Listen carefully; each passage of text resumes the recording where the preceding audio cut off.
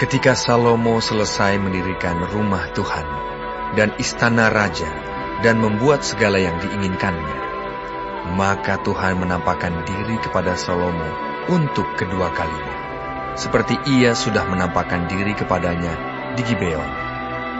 Firman Tuhan kepadanya, "Telah kudengar doa dan permohonanmu yang kau sampaikan ke hadapanku. Aku telah menguduskan rumah yang kau dirikan ini untuk membuat namaku tinggal di situ sampai selama-lamanya. Maka mataku dan hatiku akan ada di situ sepanjang masa. Mengenai engkau, jika engkau hidup di hadapanku sama seperti Daud ayahmu, dengan tulus hati dan dengan benar, dan berbuat sesuai dengan segala yang kuperintahkan kepadamu.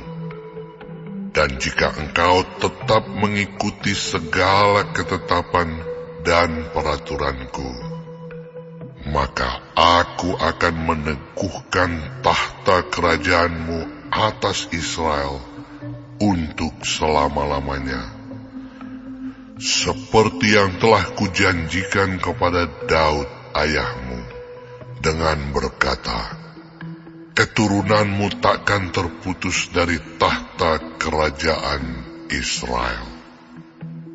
Tetapi jika kamu ini dan anak-anakmu berbalik daripadaku, dan tidak berpegang pada segala perintah dan ketetapanku yang telah kuberikan kepadamu, dan pergi beribadah kepada Allah lain dan sujud menyembah kepadanya, maka aku akan melenyapkan orang Israel dari atas tanah yang telah kuberikan kepada mereka, dan rumah yang telah kukuduskan bagi namaku itu akan kubuang dari hadapanku. Maka Israel akan menjadi kiasan dan sindiran di antara segala bangsa, dan rumah ini akan menjadi reruntuhan, sehingga setiap orang yang lewat akan tertegun, bersuit dan berkata, apakah sebabnya Tuhan berbuat yang demikian kepada negeri ini dan kepada rumah ini?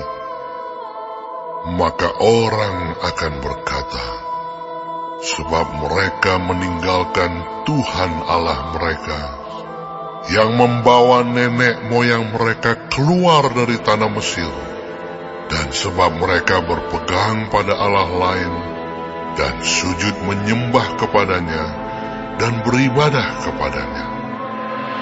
Itulah sebabnya Tuhan mendatangkan segala malapetaka ini ke atas mereka.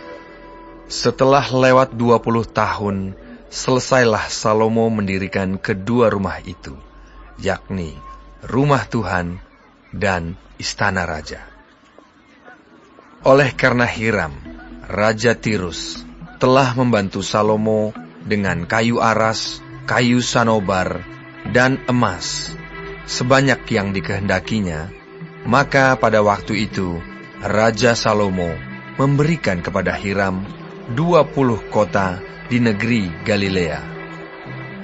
Tetapi ketika Hiram datang dari Tirus untuk melihat-lihat kota-kota yang diberikan Salomo kepadanya itu, maka semuanya kurang menyenangkan hatinya.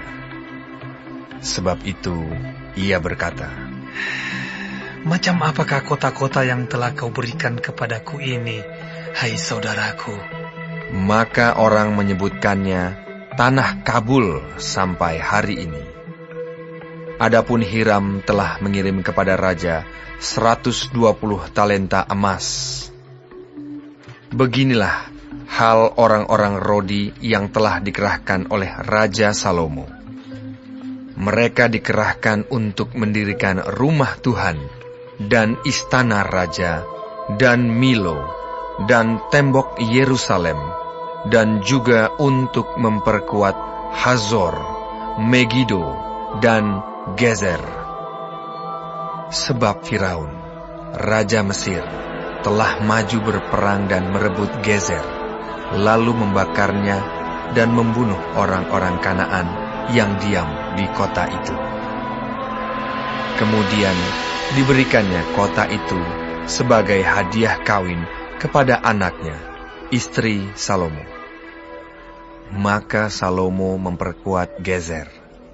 Lagi pula ada orang Rodi yang dikerahkan di Bet Horon Hilir, di Baalat, di Tamar, di padang gurun, yang ada di negeri Yehuda. Dan di segala kota perbekalan kepunyaan Salomo, di kota-kota tempat kereta, di kota-kota tempat orang berkuda, dan di mana saja Salomo menginginkan mendirikan sesuatu, di Yerusalem atau di Gunung Libanon, atau di segenap negeri kekuasaannya.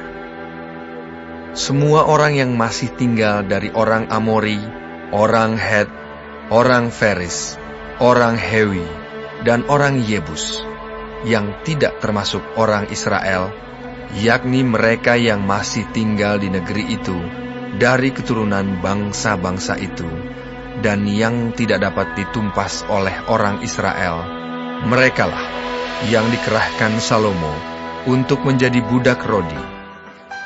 Demikianlah mereka sampai hari ini. Tetapi orang Israel tidak ada yang dijadikan budak oleh Salomo, melainkan mereka menjadi prajurit, pegawai, pembesar, perwira, atau panglima atas pasukan kereta dan pasukan berkuda. Inilah pemimpin-pemimpin umum yang mengepalai pekerjaan Salomo. 550 orang memerintah rakyat yang melakukan pekerjaan itu. Segera sesudah anak Firaun pindah dari kota Daud ke rumah yang telah didirikan Salomo baginya, Salomo pun mendirikan Milo. 3 kali setahun Salomo mempersembahkan korban-korban bakaran dan korban-korban keselamatan di atas mezbah yang didirikannya bagi Tuhan, dan ia membakar korban api-apiannya di hadapan Tuhan. Demikianlah ia menyelesaikan rumah itu. Raja Salomo membuat juga kapal-kapal di Ezion Geber yang ada di dekat Elot, di tepi laut Teberau, di tanah Edom. Dengan kapal-kapal itu, Hiram mengirim anak buahnya, yaitu anak-anak kapal yang tahu tentang laut, menyertai anak buah Salomo. Mereka sampai ke Ofir, dan dari sana mereka mengambil 420 talenta emas yang mereka bawa kepada Raja Salomo.